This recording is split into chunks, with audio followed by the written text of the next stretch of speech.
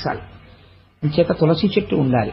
రెండవది, బ్రాహ్మణ సేవ జరుగుతూ ఉండాలి. ప్రయత్నపూర్వకంగా ఎప్పుడో మన ఇంట్లో శుభకార్యం జరుగుతుంది అని కాదు, నైమిత్తికము అని ఏ పౌర్ణమి తిథికో ఏకాదశి తిథికో, లేకపోతే ఇంక మనిషికి పశువుకి ఏమిటండి తేడా, ఆ ఈశ్వర కైంకర్యం లేనినాడు. అందుకని బ్రాహ్మణులకి సమారాధన చెయ్యడం అని, వేదం వినడం అని, ఇలాంటివి చేస్తూ ఉండాలి. మహాత్ములు వచ్చినప్పుడు అటువంటి వారికి ఇల్లు విడిదిగా ఇవ్వడమని, అటువంటి వారిని సేవించడం అని జరుగుతూ ఉండాలి.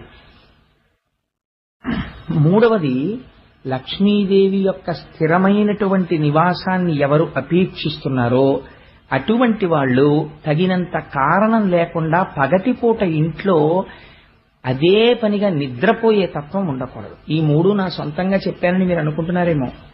దేవీ భాగవతంలో ఐశ్వర్యం ప్రబలంగా నిలబడ్డానికి నేను కొన్ని కారణాలు చెప్తున్నాను.